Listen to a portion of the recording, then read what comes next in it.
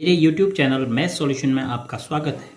यदि आपने अभी तक चैनल को सब्सक्राइब नहीं किया है तो प्लीज़ चैनल को सब्सक्राइब कर बेल आइकन का बटन जरूर प्रेस कर लें, जिससे कि गणित के किसी भी प्रश्न पर बनने वाली वीडियो अपलोड होते ही नोटिफिकेशन के द्वारा आप तक शीघ्र पहुँच जाए। कक्षा 9 के विद्यार्थियों के लिए प्रश्नावली 8.1 में प्रश्न संख्या 12 है। ABCD एक समलंब है जिसमें AB DC के समांतर है और AD जो है BC के बराबर है। दर्शाइए कि कोण A कोण B के बराबर, कोण C कोण D के बराबर, त्रिभुज ABC त्रिभुज BAD के सर्वांग सम और AC BD के बराबर। तो हमें दिया है AB DC के समांतर है और AD BC के बराबर है और ये चार चीज़ें हमें सिद्ध करनी है। तो पुस्तक में रचना भी करके स्वयं दे रखी है, तो हम अपनी ओर से कुछ नहीं कर रहे हैं। तो रचना भी हमें पुस्तक में दे रखी है कि जो CE है वो ED के क्या है, समांतर है। ये रचना है उसकी। अगर आप नोट करना चाहें तो नोट कर सकते हैं, लेकिन पुस्तक में पहले से ही ये एक संकेत के रूप में दिया है। तो CE जो है समांतर AD, CE समांतर AD,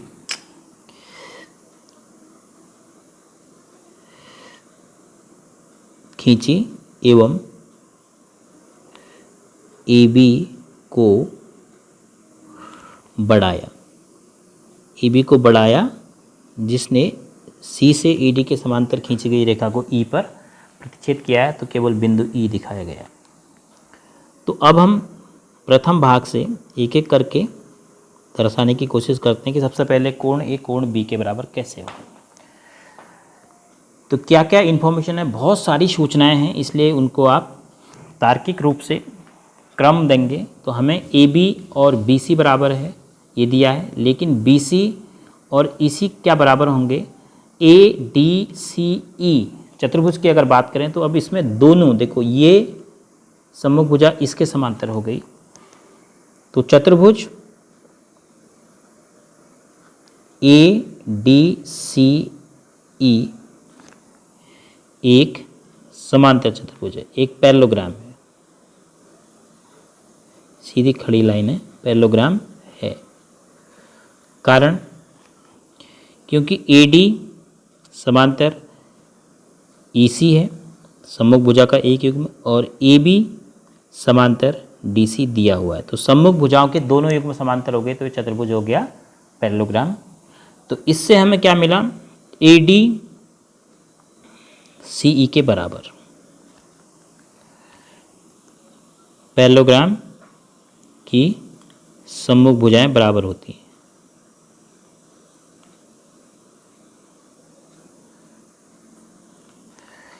लेकिन AD जो है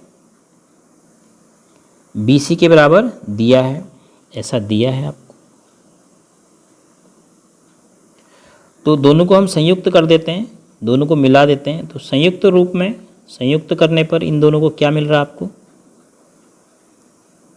AD CE के बराबर है, AD BC के भी बराबर है। तो दोनों को हमने संयुक्त कर दिया तो हमें मिल गया BC जो है CE के बराबर है।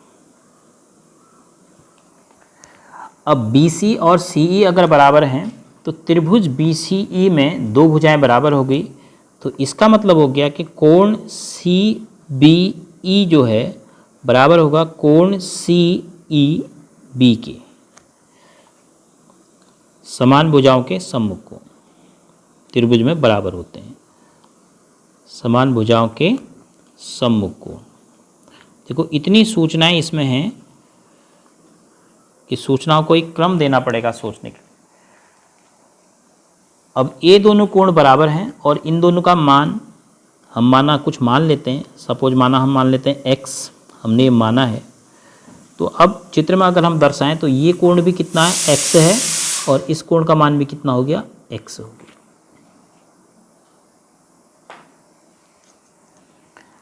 अब पहले भाग की ओर हम ध्यान दें तो हमें कोण A और कोण B बराबर दिखाना है। अब चूंकि ADCE एक समांतर चतुर्भुज है, तो यह कोण अगर x मान का है तो इसका मान भी क्या होगा, ADC का मान x होगा। तो कोण ADC बराबर कोण CEA पैरेललोग्राम के सम्मुख कोण बराबर होते हैं। तो कोण ADC का मान भी आपको क्या मिल गया, x। अब चित्र में देखते हैं कि कोण A और D का योग कितना होगा, 180 अंश होगा। क्यों? क्योंकि ये समांतर चतुर्भुज के आसन्न कोण हैं। और कोण B जो चतुर्भुज AD समलंब ADCB के लिए B कहा जा रहा है, इस कोण को अगर आप x में जोड़ेंगे तब भी आपको 180 अंश मिलेगा, क्योंकि ये दोनों रैखिक युग्म के कोण हैं। तो यदि इसको और इसको जोड़ के 180, इसको और इसको जोड़ के, और जबकि इसका मान भी अब x है, तो a धन x भी 180 और b धन x भी 180 अंश। तो a और b के बारे में फिर आप संबंध पता कर लेंगे। तो लिखेंगे कि कोण a धन कोण d बराबर 180 अंश। क्यों? समांतर चतुर्भुज के आसन्न कोण है। तथा कोण B किसे कह रहे हैं? इस कोण को कोण B कहा जा रहा है। धन x बराबर भी 180 अंश। इसका कारण क्या है? रैखिक युग्म,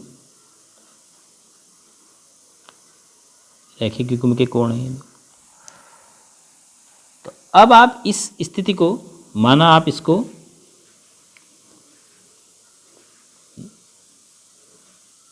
नाम दे दें नंबर 1 और इसको नाम दे दें नंबर 2, तो 1 एवं 2 से आपको क्या संबंध मिल रहा है? 1 एवं 2 से क्या आपको मिला कि कोण A धन x, कोण A धन x बराबर कोण B धन x, दोनों क्या है? बराबर हैं, क्योंकि दोनों का योग 180 है। तो x से x कैंसिल हो गया, तो कोण A बराबर कोण B। ये आपका पहला भाग आपने दर्शा दिया, ये पहला भाग दर्शा दिया। अब द्वितीय भाग में कोण C और कोण D हमें बराबर सिद्ध करने हैं। तो कोण C आपने समझना है कि जिस कोण C की बात की जा रही है द्वितीय भाग में, वो कोण केवल इतना है, E, क्योंकि समलंब ADCB में कोण C ये बनेगा। तो इस कोण को इसके बराबर हमने दर्शाना है। तो आप सोचिए कि ये कोण किसके बराबर है? देखो ये बहुत आसानी से Z आपको मिल रहा है, EBCD, यह रेखा इसके समांतर है। तो इसका मान x है, तो इसका मान भी x होगा, और d का मान ऑलरेडी x है। तो हम दिखा सकते हैं आसानी से इसको, ABDC के समांतर है। तो इसलिए हम क्या लिखेंगे? ये प्रथम भाग था। अब लिखेंगे चूंकि AB जो है समांतर है किसके? DC के, इसीलिए कोण DCB जो है बराबर होगा कोण CBE के। क्यों? एकांतर आंतरिक कोण है। किनके लिए? उनका हमने जिक्र पहले ही कर दिया है, इन दो रेखाओं के लिए।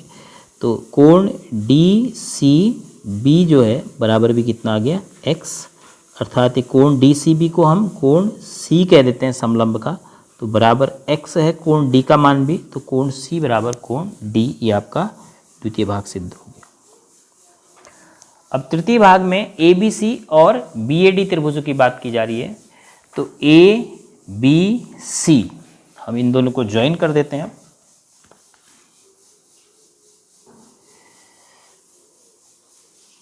ABC और BAD,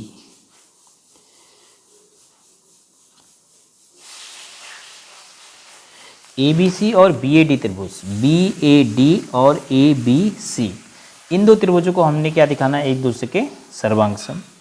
तो हमें क्या जानकारी है? देखो ABC के बारे में, AB भुजा और BC के बारे में पता है कि ये AD के बराबर है। ऐसे ही ABD के बारे में हमें AD BC के बराबर है, AB दोनों उभयनिष्ठ है, और यह कोण जो है इसके बराबर हम पहले ही दिखा चुके हैं। तो ऐसे ऐसे ये दोनों त्रिभुज एक दूसरे के सर्वांग सम हो जाएंगे, ABC और ABD त्रिभुज में।